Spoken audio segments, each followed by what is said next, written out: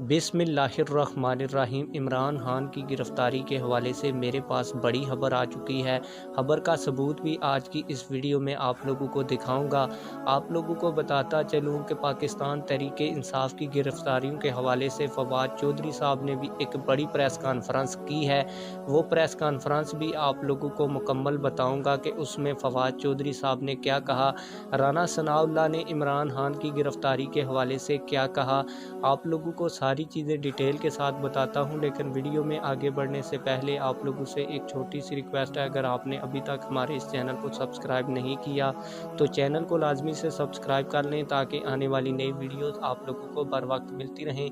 आप लोगों को बताता चलूँ कि पाकिस्तान के वज़ीर दाखिला राना सनाउल्लाह ने कहा है कि मुझे जिस जेल के अंदर 6 माह इमरान खान की हुकूमत में रखा गया उसी जेल में इमरान खान को भी रखा जाएगा। आप लोगों को बताता चलूँ कि पाकिस्तान तहरीक इंसाफ के मरकज़ी रहनुमा फवाद चौधरी ने प्रेस कॉन्फ्रेंस करते हुए कहा कि जेल बरो तहरीक का ऐलान पाकिस्तान तहरीक इंसाफ ने कर दिया है और सबसे पहले मैं खुद गिरफ़्तारी दूंगा, और उन्होंने अपना नाम गिरफ़्तारी के लिए लिखवा भी दिया है। फवाद चौधरी साहब ने मज़ीद ये कहा कि मेरी गिरफ़्तारी के बाद कारकुनान भी गिरफ़्तारियाँ देंगे। और आप लोगों को ये भी बताता चलूँ कि फवाद चौधरी साहब ने कहा कि सिर्फ पाकिस्तान तहरीक इंसाफ के उन लोगों को छोड़कर जिन्होंने इलेक्शन लड़ना है और इलेक्शन के उनको टिकट दिए गए हैं, बाकी तमाम लोग मरकज़ी क़यादत समेत गिरफ़्तारियाँ देंगे। और उन लोगों को गिरफ़्तारियाँ देने से इसलिए मना किया गया है क्योंकि वह बाहर रहकर अपनी इलेक्शन कैंपेन करेंगे। आप लोगों को बताता चलूँ कि इमरान खान की गिरफ़्तारी के हवाले से जो ख़बर है वो एक बड़े मीडिया चैनल 24 न्यूज़ ने ब्रेक की है।